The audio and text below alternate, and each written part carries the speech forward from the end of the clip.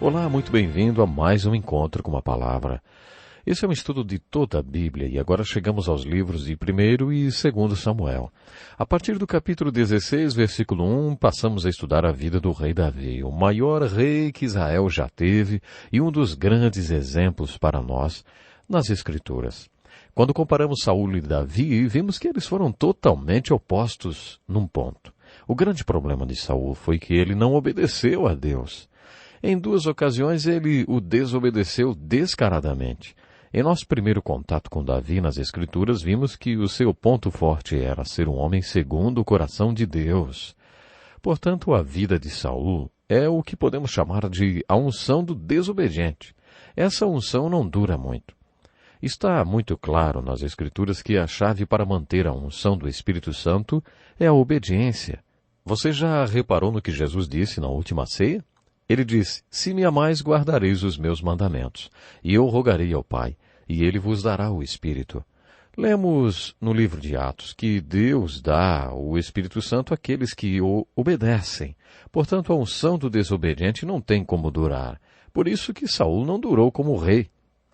Com Davi nós temos o exemplo da unção do obediente, e essa é outra história. Estudamos por que ele foi um exemplo.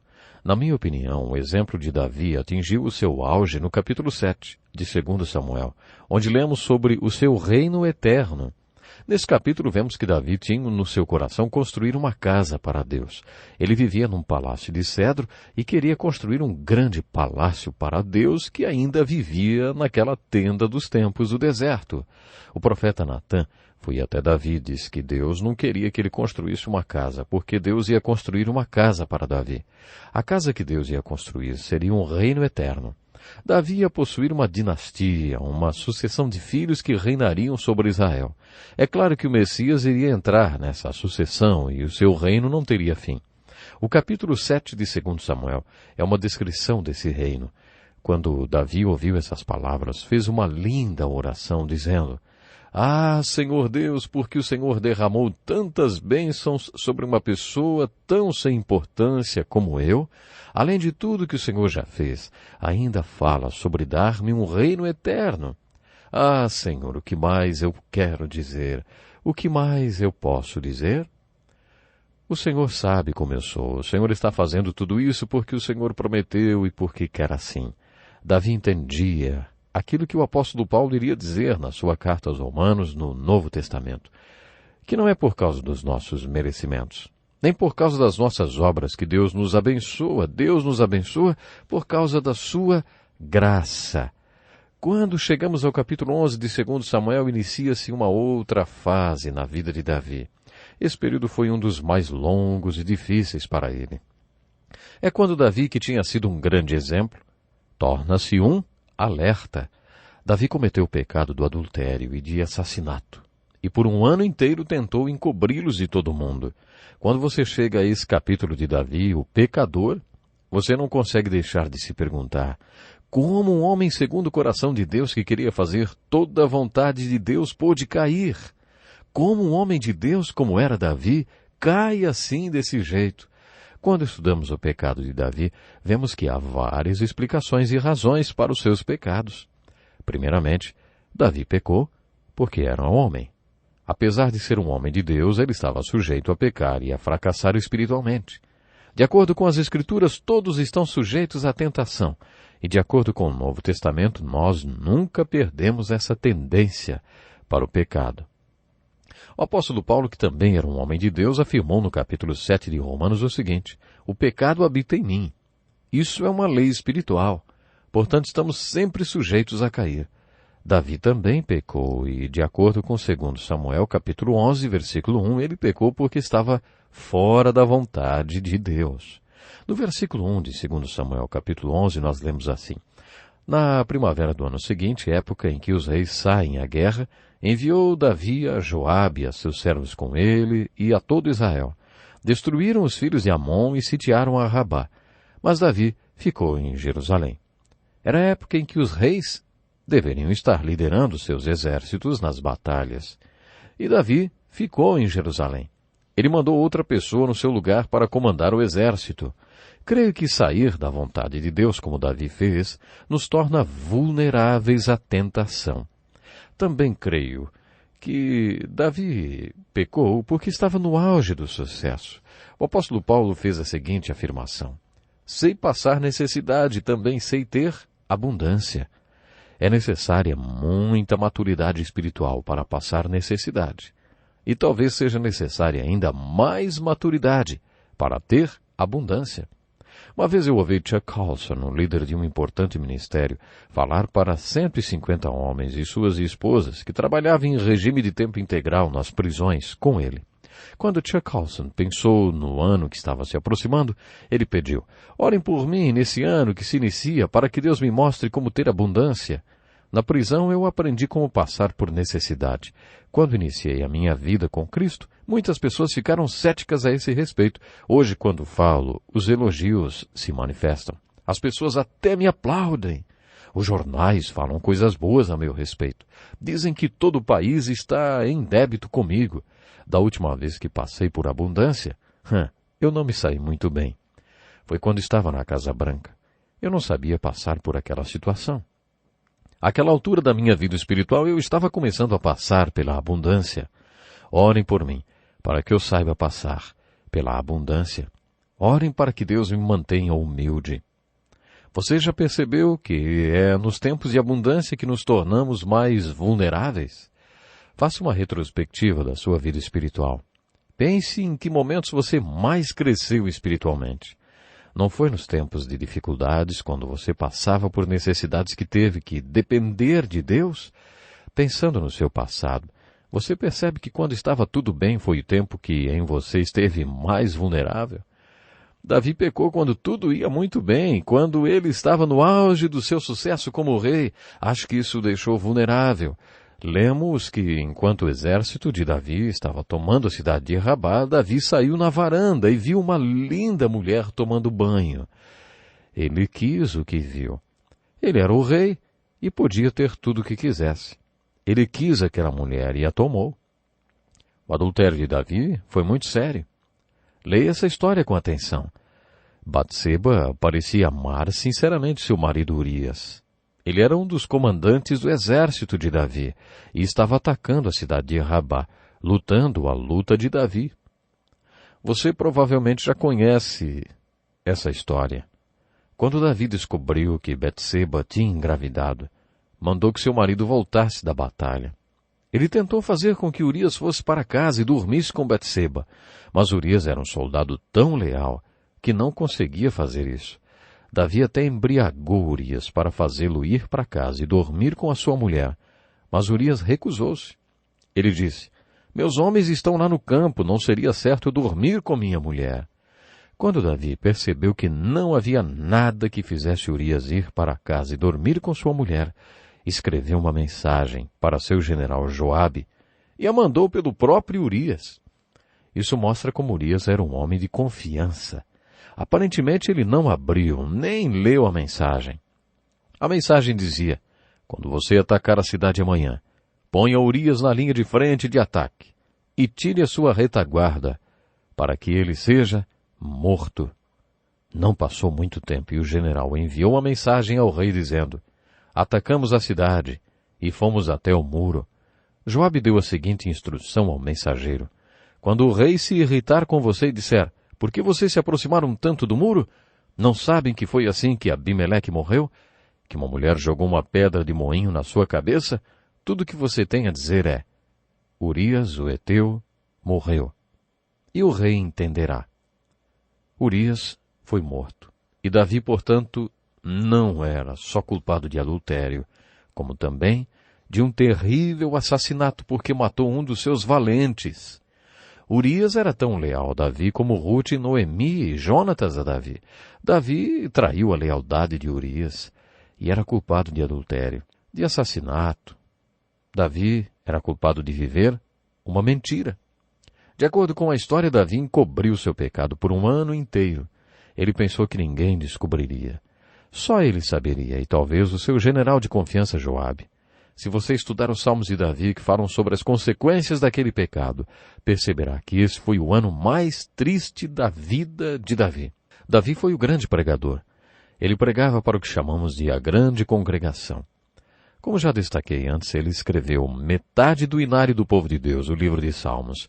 Davi amava reger o coral dos levitas e aquela orquestra de 4.000 sacerdotes tocava instrumentos musicais que ele próprio havia confeccionado.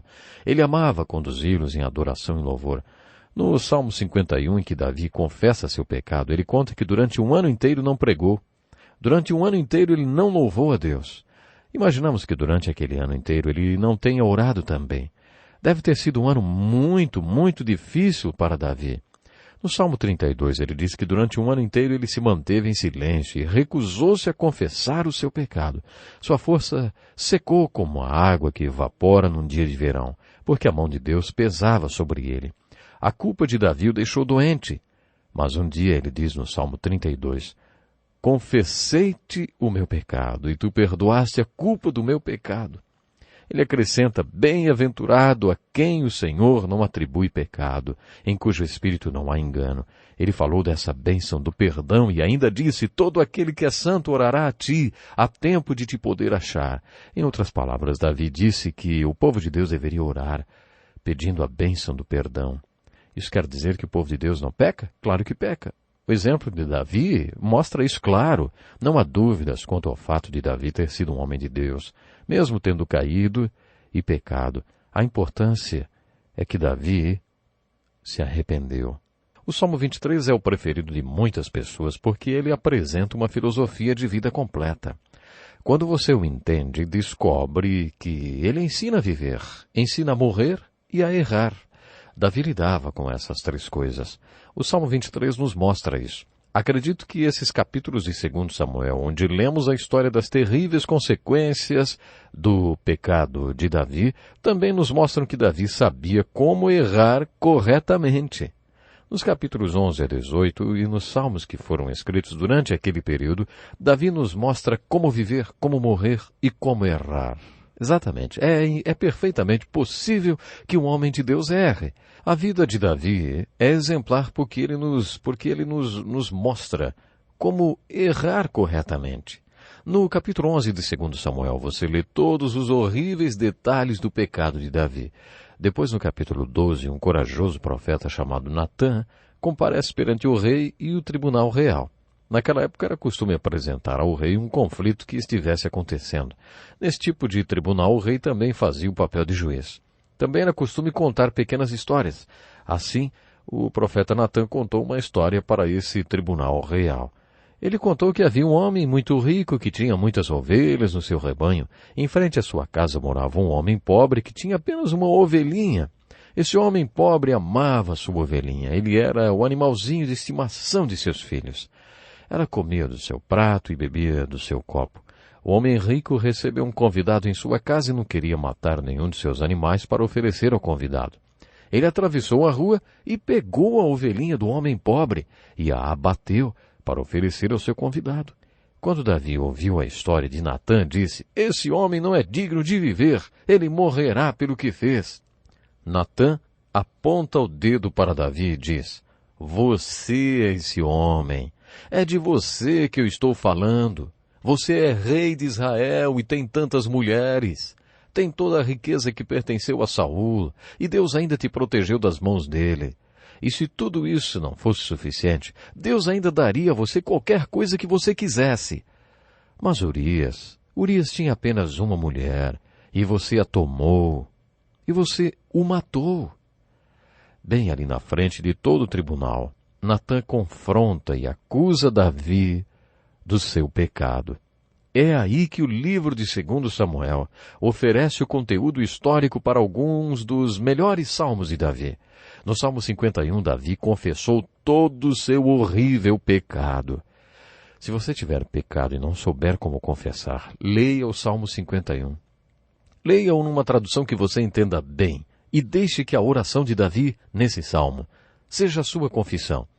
Se fizer isso, aprenderá a confessar o seu pecado. Davi confessou, mas esse pecado tinha consequências e ele foi punido. Ele foi disciplinado por causa do seu pecado. Natã previu essa disciplina. Lendo capítulo após capítulo do livro de 2 Samuel, você vê a profecia de Natã se cumprindo. À medida que você vê Deus disciplinando Davi, é quase como se Deus o estivesse açoitando. Depois de alguns capítulos você tem a vontade de dizer, chega, chega, Senhor, ele não vai mais aguentar. Mas Deus continua a mandar mais açoites sobre esse homem. Natã foi bem claro na sua profecia. Ele disse, Davi, você pecou contra a sua família. É aí que Deus vai punir você. Natã continuou, o primeiro açoite será que a criança que você e Betseba geraram morrerá. Em cumprimento à profecia de Deus, a criança adoeceu. Davi caiu com o rosto em terra e por 7 dias e 7 noites orou, jejuou e rogou a Deus. Mas a criança morreu. Quando ela morreu, os servos de Davi temeram contar para ele devido ao modo como ele tinha reagido antes da morte dela. Davi os ouviu cochichando e perguntou, ela morreu? Eles disseram, sim. Então Davi levantou-se, lavou-se, penteou o cabelo, trocou de roupa e comeu uma boa refeição. Depois, ele foi para o tabernáculo e adorou. As pessoas não entenderam sua atitude e disseram, não dá para entender. Enquanto a criança estava viva, você jejuou e orou. Quando ela morreu, você celebrou. Davi mais uma vez mostrou sua grandeza. Ele disse, vivendo ainda criança, jejuei e chorei, porque pensava, quem sabe se o Senhor se compadecerá de mim, de modo que viva a criança?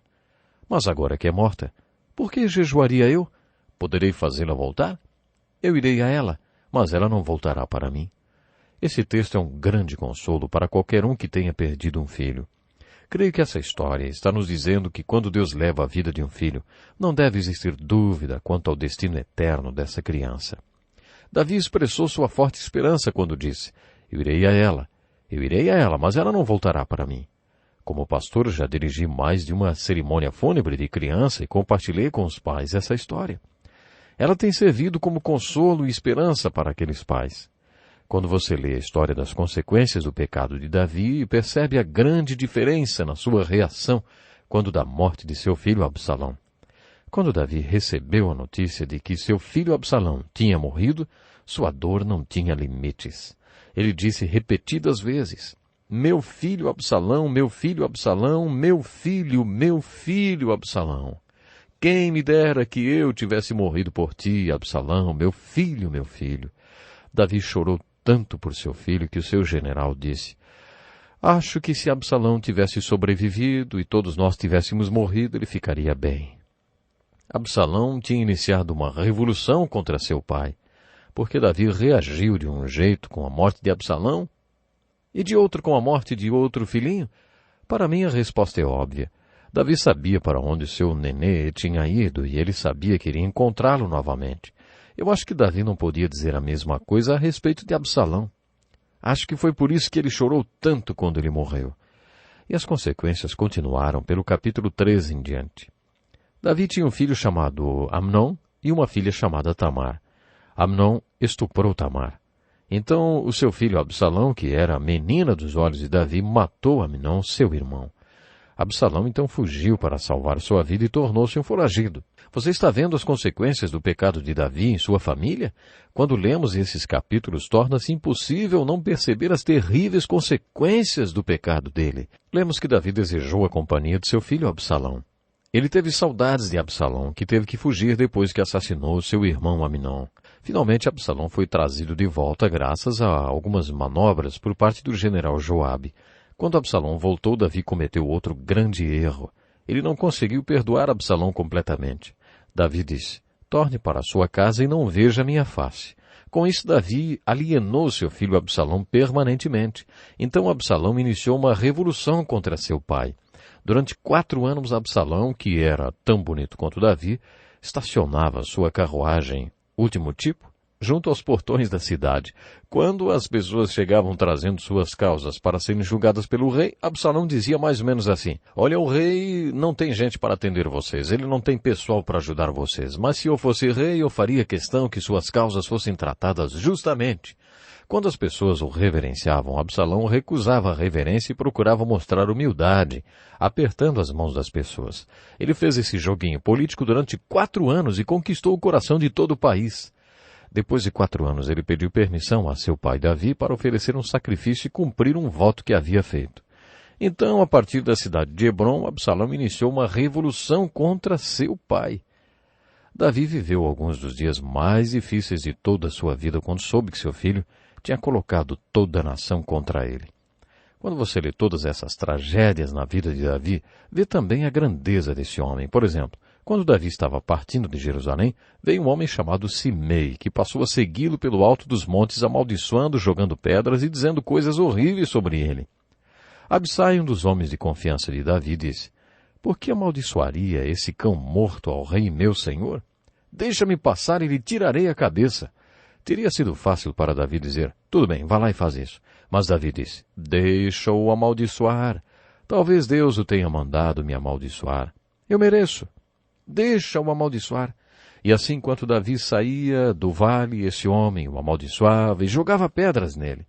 Mais tarde, no livro de Reis, vemos que no seu leito de morte, Davi disse a Salomão: lembra-te de Simei? Eu, pelo Senhor, lhe jurei, dizendo que não o mataria a espada. Mas agora não o tenhas por inocente. És homem sábio, e bem saberás o que has de fazer. Salomão então mandou matar Simei. Naquele tempo os conselheiros eram pessoas muito importantes e valorizadas. Davi tinha um conselheiro chamado Aitofel, um homem muito sábio. Ele foi como um pai para Davi. Mas Aitofel traiu Davi e aconselhou Absalão a levar todas as mulheres de Davi para o terraço do palácio para forçar o seu pai a sair para lutar antes que estivesse pronto. Lá, à vista de todo Israel, Absalão deveria estuprar todas as mulheres do rei, uma de cada vez. Absalão seguiu o conselho de Aitofel. Quando Davi ficou sabendo dessa atrocidade, que tinha sido o conselho de seu querido amigo, o homem que ele considerava como pai, que tinha aconselhado seu filho a tomar as suas mulheres, Davi escreveu o Salmo 55.